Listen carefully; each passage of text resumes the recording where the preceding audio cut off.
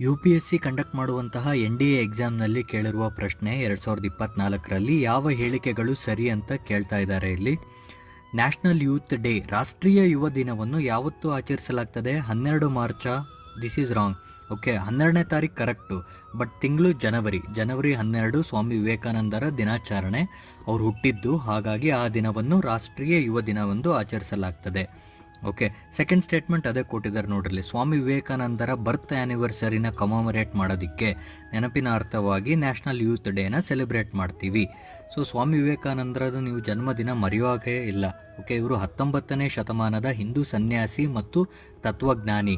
ಅದೇ ರೀತಿ ಇವ್ರ ಕೋಟ್, ಒಂದು ಫೇಮಸ್ ಕೋಟ್ ಇದೆ ಆಸ್ಪಿರೆಂಟ್ಸ್, ಅದು ಯಾವುದಪ್ಪ ಅಂದರೆ arise awake and stop not till the goal is reached. Okay, Swami ವಿವೇಕಾನಂದರಿಂದ ಜನಪ್ರಿಯಗೊಳಿಸಲ್ಪಟ್ಟ ಇದು ಒಂದು ಘೋಷಣೆ. ಓಕೆ, ಹಾಗಾಗಿ ಇದು ಕರೆಕ್ಟ್ ಆನ್ಸರ್ ಏನಪ್ಪ ಅಂದರೆ 2 ಓನ್ಲಿ.